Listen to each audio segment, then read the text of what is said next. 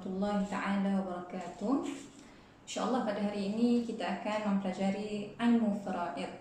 Ilmu faraid dikenali juga sebagai ilmu mirath. Dan sebelum kita masuk lebih lanjut, yang pertama sekali yang paling penting adalah kita perlu tahu apa itu ilmu faraid. Baik, ilmu faraid daripada segi lughahnya adalah takdir. Takdir ataupun makna bahasa Melayunya adalah ketetapan. Seterusnya daripada segi istilah, maksud faraid adalah ilmu yang berkaitan, ilmu yang membincangkan tentang hal-hal yang berkaitan dengan harta pusaka, atau dikenali juga sebagai ilmu mirath. Baik, di dalam ilmu faraid ini dia ada dua ilmu lain yang termasuk dalamnya, iaitu ilmu fiqh dan juga ilmu hisab ataupun ilmu matematik. Baik, seterusnya yang perlu kita tahu adalah apa faedah kita mempelajari ilmu faraid. Faedah mempelajari ilmu faraid ini adalah kita dapat mengelakkan persengketaan. Kerana apa? Kerana kita menyampaikan harta peninggalan si mati itu kepada orang yang berhak. Jadi bila orang yang berhak menerima dah terima harta, maka di situ tak adalah pula pergaduhan, persengketaan, gaduh adik-beradik, tak ada. Seterusnya, apakah kelebihan kita mempelajari ilmu faraid? Kelebihan mempelajari ilmu faraid ini dalam hadis Nabi Muhammad SAW sebut, dalam kitab kamu pun ada. Nabi kata, ta'allamul faraidah wa 'allimuhun nas. Fa ini imru'un maqbudun wal 'ilmu sayuqbad wa tadhharul fitan hatta yakhtalifa ithnani fi fariidatin la yajidani ahadan yufsilu bainahuma. Pelajarilah ilmu faraid dan ajarkannya kepada manusia. Kerana apa? Pada akhir zaman nanti akan timbul fitnah di antara dua orang berkaitan dengan harta peninggalan, tapi tak ada siapa pun mampu untuk menyelesaikannya. Jadi ini adalah, kita kata, Nabi menyuruh kita supaya kita mempelajari ilmu faraid. Itu kelebihannya. Bila Nabi suruh kita buat, besarlah pahalanya. Baik, seterusnya, siapa yang meletakkan ilmu faraid ini? Siapa lagi? Tak lain tak bukan adalah Allah Subhanahu wa Ta'ala. Allah Ta'ala sebut dalam Al-Quran, surah yang kamu hafal, surah apa? Surah An-Nisa, yaitu ayat yusikumullahu fi auladikum lidzakari mithlu hadzil unthayain, sampai habis ayat tu innallaha kana aliman hakima. Baik, selain daripada ayat Quran tu juga hadis pun ada. Maksudnya dalil-dalil kita ambil sandaran daripada mana? Sandaran daripada mana kita perlu mempelajari ilmu faraid ni? Al-Quran ada, hadis ada yang saya baca tadi, ijma' ulama ada. Bila dah ada Al-Quran, ada sunnah, ijma' ulama pun sepakat kata ilmu faraid ni perlu untuk dipelajari. Seterusnya, itu perkara pertama yang saya sebut. Seterusnya yang kedua, dalil-dalil tadi pun saya ada yang kita sebut. Benda yang ketiga saya nak sebut adalah, ini dah kita masuk sikit demi sikit dalam ilmu faraid. Benda yang ketiga saya nak sebut adalah apa yang perlu dilakukan oleh waris apabila ada orang meninggal dunia.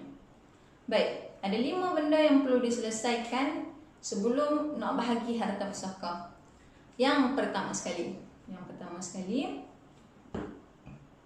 anak-anak perlu tengok waris si mati tadi tu ada tak dia hutang dengan Allah Ta'ala. Contohnya harta dia tu dia tak keluar zakat lagi tahun tu, jadi dia perlu, waris perlu ambil harta si mati tu untuk nak bayar hutang dengan Allah Ta'ala terlebih dahulu. Seterusnya, yang kedua apa waris perlu buat? Waris perlu menyelesaikan proses pengebumian si mati. Contohnya upah apa? Upah mandi, upah kafan, upah buat kubur, lagi apa lagi, upah-upah yang berkaitan dengan pengebumian. Si waris perlu guna harta si mati itu tadi. Itu yang kedua yang perlu dilakukan. Yang ketiga, sekiranya si mati tadi ada hutang dengan manusia, kawan-kawan dia kau dengan wanjuh kau, dan bila anak dia tahu, anak dia perlu ambil harta si mati tu, hantar ayah dia untuk bayar. Selesaikan hutang-hutang dulu. Seterusnya yang keempat banyak benda kita kena buat sebelum nak bahagi. Bukan mati-mati tu terus balik kita bahagi, tak boleh. Kena selesaikan apa yang patut dulu. Yang keempat adalah selesaikan wasiat.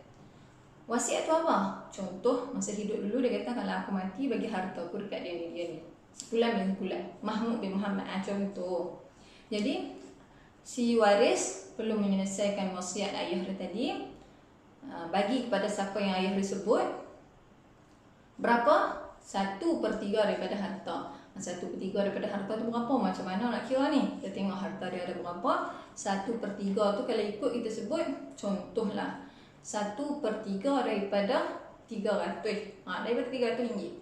Ataupun 1/3 daripada 1000, 3000. Daripada 3000 ringgit maknanya 1000. Kalau 1/3 daripada 100, daripada 300, 100 ringgit. Jadi seterusnya tu wasiat lah yang keempat. Yang kelima, barulah boleh nak bahagi harta yang lebih tu untuk penerima-penerima harta pusaka di kalangan waris. Baik, seterusnya kita masuk pasal kedua, topik baru, iaitu perkara asas dalam ilmu faraid. Dalam ilmu faraid, benda asas yang paling penting perlu kita tahu adalah rukun. Nak jadi pembahagian harta pusaka tu, apa yang perlu ada? Yang pertamanya mestilah ada orang yang mati ataupun si mati, mesti ada orang yang mati. Yang kedua mesti ada waris. Yang ketiga mesti ada harta pusaka. Baik, 3 benda ni. Si mati, waris dan juga harta yang ditinggalkan oleh si mati. Kalau tak ada salah satu ni, maka tak adalah pembahagian harta tu. Kerana apa? Kerana bila orang tu hidup, harta tu tetaplah milik dia. Kalau tak ada waris, harta tu nak pergi ke mana? Kalau tak ada harta, lagi-lagilah tak boleh nak jadi pembahagian apa pun. Okey, itu 3 benda yang Hazah akan ulang sekali lagi, iaitu si mati, waris dan juga harta peninggalan. Okey, itu yang pertama. Baik, seterusnya bahagian yang kedua yang perlu kita tahu dalam asas-asas ilmu faraid adalah sebab-sebab pusaka. Sebab-sebab pusaka ada 3. Baik, yang pertamanya adalah perkahwinan. Apabila seorang lelaki berkahwin dengan seorang perempuan, maka sebab perkahwinan itulah si perempuan ni layak untuk menerima harta si lelaki. Itu yang pertama. Yang kedua, sebab yang pusaka adalah keturunan. Contoh, lelaki dan isteri ni kahwin, suami dan isteri kahwin, dapat anak. Anak ni lah keturunan mereka yang menyebabkan layak dapat harta si bapa.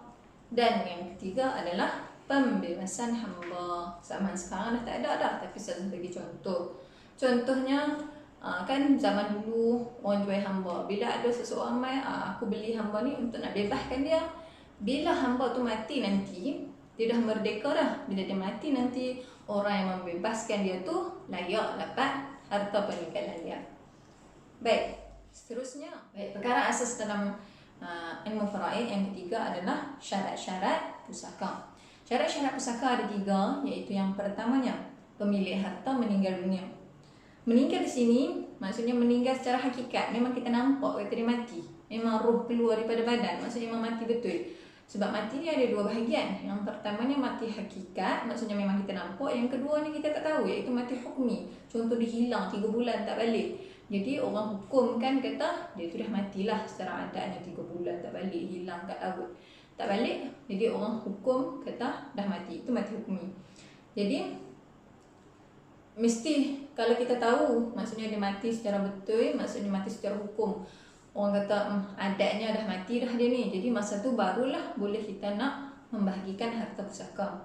Okey, syarat yang kedua adalah waris hidup ketika pemilik harta meninggal dunia. Okey, pewaris harta mesti dipastikan hidup semasa pemilik harta meninggal dunia walaupun beberapa detik. Maksudnya bila insiden, siapa meninggal dulu, siapa meninggal kemudian, dua-dua tu kita perlu tahu. Jika berlaku kematian bersama dengan sebab kemalangan jalan raya, maksudnya tak kira lah berlaku insiden ke, bencana alam ke, gempa bumi ke, apakah, maksudnya dalam keadaan tu kita tak tahu siapa meninggal dulu, siapa meninggal kemudian, maka di situ tak ada lah pembahagian harta pusaka. Seterusnya, syarat yang ketiga adalah mengetahui status pewarisan. Contohnya, dia ni waris mai ikut belah mana? Contoh sebelah bapa. Maksudnya melalui keturunan sebelah bapa ke, sebelah mak ke, ataupun melalui perkahwinan. Dia tiba-tiba mengaku saya isteri dia. Maksudnya kena tahu status apa kaitan dia, apa hubung kait dia dengan si mati. Ataupun benda yang dah tak berlaku sekarang adalah pembebasan hamba tadi. Okay, itu 3 benda syarat-syarat pusaka. Yang pertama, memang betul si mati meninggal dunia. Yang kedua, orang yang menerima harta itu mati kemudian daripada orang yang meninggalkan harta. Kemudian yang ketiga adalah mengetahui status pewarisan. Okey, seterusnya ada satu lagi dalam asas ilmu faraid, iaitu halangan daripada menerima harta pusaka. Baik, apa yang menyebabkan seseorang tu tak boleh nak menerima harta? Ada 3 sebab. Yang pertamanya, berlaku pembunuhan, maksudnya pembunuh. Contoh, seorang anak, ayah dia ada syarikat, Mega Holding, ada 25,000 pekerja, 250,000 ke 25,000 tak tahulah. Tapi anak dia ni tak sabar nak harta bapak dia ni. Jadi anak dia pergi bunuh bapak. Macam mana keadaan sekalipun, si anak tidak layak untuk nak mendapat harta pusaka si bapak. Kerana apa? Kerana dia adalah pembunuh. Okay, itu contoh yang pertama. Yang kedua yang menyebabkan seseorang tu tak layak menerima harta adalah kafir. Kafir, dia bukan agama Islam. Contoh si anak dengan si ayah. Ayah agama Islam, anak na'udzubillah bukan Islam. Bila si ayah meninggal, anak tadi ni tak layak untuk nak menerima harta bapaknya. Seterusnya yang ketiga adalah perhambaan. Perhambaan zaman sekarang dah tak ada dah, tapi saya bagi jugalah contoh. Contoh seseorang hamba tu, dia tuan dia mati. Tuan dia mati, hamba ni macam mana pun tetap tak layak menerima harta tuan dia. Okey, untuk sekadar tu dululah pengenalan tentang ilmu faraid. InsyaAllah nanti saya akan jelaskan lagi sedikit demi sedikit supaya sama-sama dapat kita fahami. Siapa-siapa yang tak faham bolehlah mesej ustazah ke, PM lah, beritahu macam mana ustazah saya tak faham ni. Jadi semoganya bermanfaat pada semua. Ustazah pun minta maaf banyak di atas kekurangan. Wabillahi taufiq wal hidayah. Wassalamualaikum warahmatullahi taala wabarakatuh.